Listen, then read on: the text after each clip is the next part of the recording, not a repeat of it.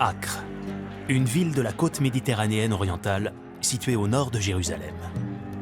En ce mois d'avril 1291, le sultan mamelouk Al-Ashraf Khalil assiège la ville avec son armée de 220 000 hommes.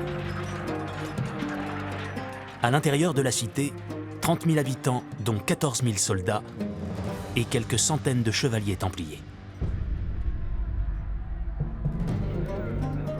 À la fois moines et soldats, ces combattants sont membres de l'Ordre du Temple, une confrérie née au début du XIIe siècle. Leur mission, défendre les chrétiens en Terre Sainte.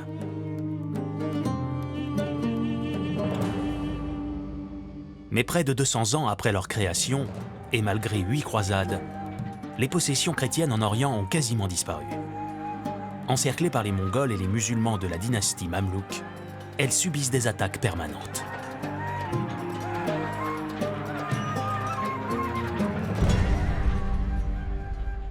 Acre est l'une des dernières grandes villes chrétiennes d'Orient. Et c'est ici que se trouve le siège des Templiers depuis un siècle.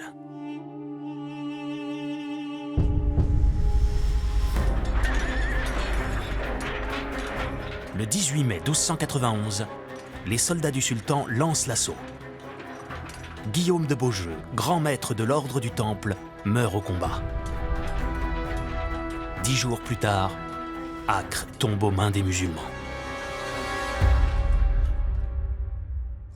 Tout à coup, la Terre Sainte était perdue. C'était le dernier bastion chrétien. L'occupation chrétienne était à son apogée au début des années 1140. Et depuis cette époque, les chrétiens avaient perdu progressivement leurs terres et leurs villes. La perte de Acre a été un désastre. Tout le monde a été massacré.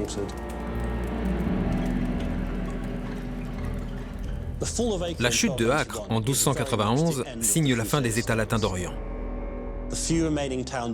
Les dernières villes de la côte qui restaient aux mains des croisés sont évacuées presque immédiatement après.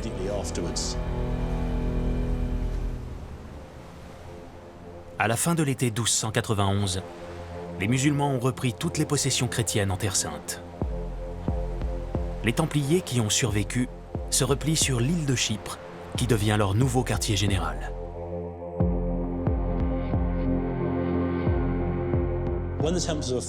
Lorsque les Templiers se sont retirés à Chypre, ça ne voulait pas dire qu'ils renonçaient à lutter pour la Terre Sainte. Ils ont commencé presque aussitôt à élaborer des plans pour la reconquérir. Les Templiers, lorsqu'ils quittent Acre, avaient prémédité leur départ. Le trésor de l'ordre avait été évacué, les archives de l'ordre l'avaient été également. Et c'est à Chypre qu'un nouveau grand maître a été élu au début du printemps 1292, Jacques de Molay. Jacques de Molay, 23e grand maître de l'ordre du Temple. À l'époque, il est âgé d'une quarantaine d'années, dont 20 passées à se battre en Terre Sainte. Jacques de Molay est un guerrier. Ce n'est pas un homme de diplomatie, il n'est pas doué pour la politique, c'est un soldat. Il pense que l'ordre du Temple ne peut avoir qu'une seule mission, la guerre pour défendre Jérusalem et la foi. Alors que les Templiers ont vécu une déroute totale, Jacques de Molay a devant lui un travail immense à accomplir.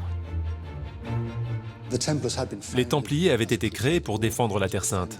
Donc la perte de cette Terre Sainte signifiait que l'ordre du Temple n'avait plus aucune raison d'exister.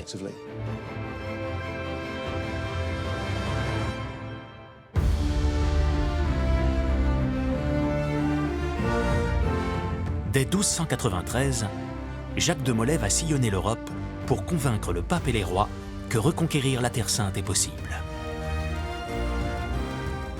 Pendant 15 ans, il va travailler d'arrache-pied pour maintenir sur l'île de Chypre une présence armée prête à repartir au combat.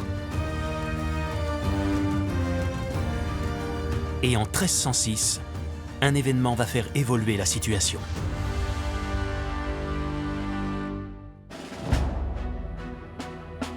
Le nouveau pape Clément V commande à Jacques de Molay un rapport sur les conditions à réunir pour lancer une éventuelle nouvelle croisade.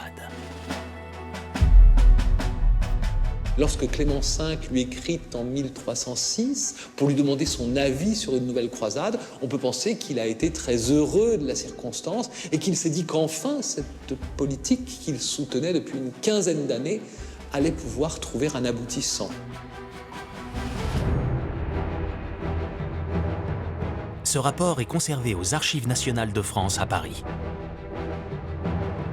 Les mots du grand maître du Temple sont clairs. Jacques de Molay croit encore que les chrétiens peuvent remettre le pied en Terre Sainte. Il faut faire une grande croisade pour détruire les ennemis de la foi chrétienne.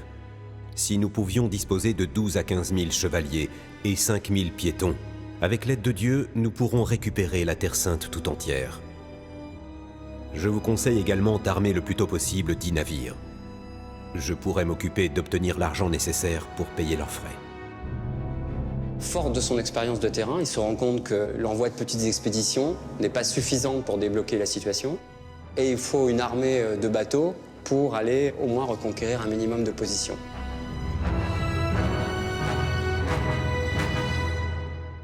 Il envoie son rapport au pape et lui, il quitte Chypre à la fin de l'année 1306 et il arrive au début de l'année 1307 en France. Alors que Jacques de Molay arrive en France, il est prêt à tout pour faire la promotion de sa nouvelle croisade. Pourtant, il ne le sait pas encore, mais il ne retournera jamais en Orient. Il est le 23e grand maître de l'ordre du Temple, et il en sera le dernier.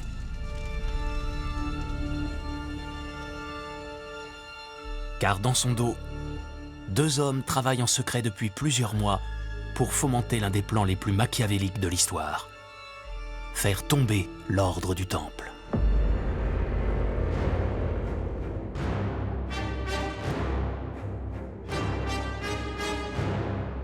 Ces 2 hommes sont Philippe IV, roi de France, dit Philippe le Bel, et Guillaume de Nogaret, son plus proche conseiller.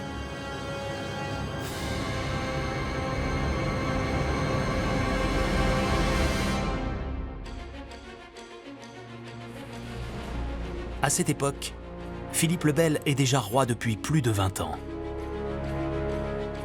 Il est surnommé le roi de fer. La personnalité de Philippe le Bel est un mystère peut-être encore plus impénétrable que le mystère des Templiers.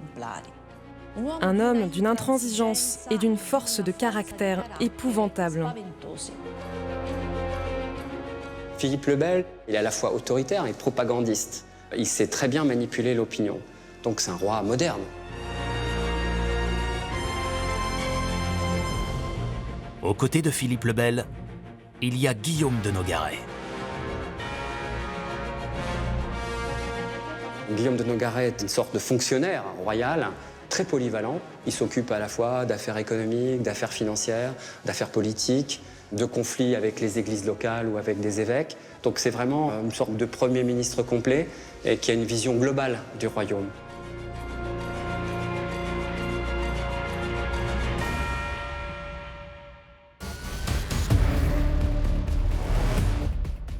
Les raisons qui ont poussé les 2 hommes à faire de l'ordre du Temple leur cible à abattre sont multiples. La première, la plus évidente, c'est l'argent.